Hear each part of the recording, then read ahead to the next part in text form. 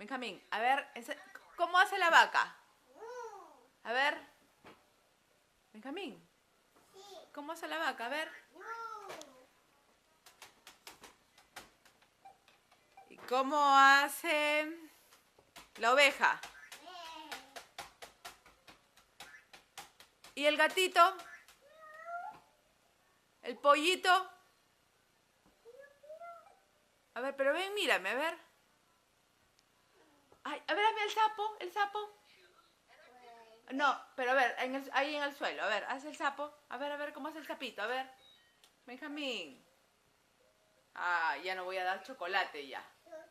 Ah, ya, pues ¿quieres?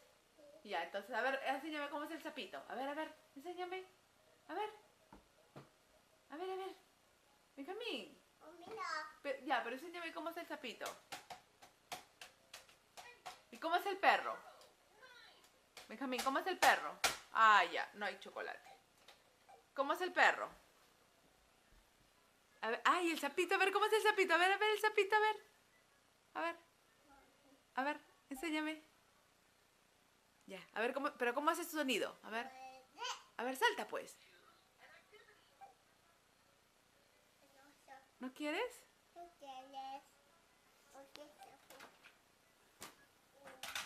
Bubu, ¿y cómo es el caballo? ¿Y el perrito? ¿Y el perro cómo hace? ¿No sabes cómo es el perro? Oh.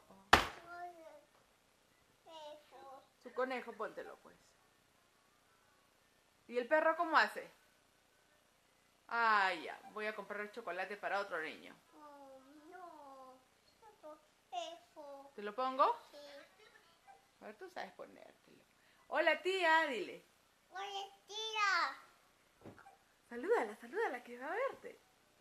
Tía. Ay, pero tú tienes que ponerte allá, no mirarla a esta. Tía. Mira, acá está el juguete que me compraste. Qué lindo, ¿no? Sí. Ya.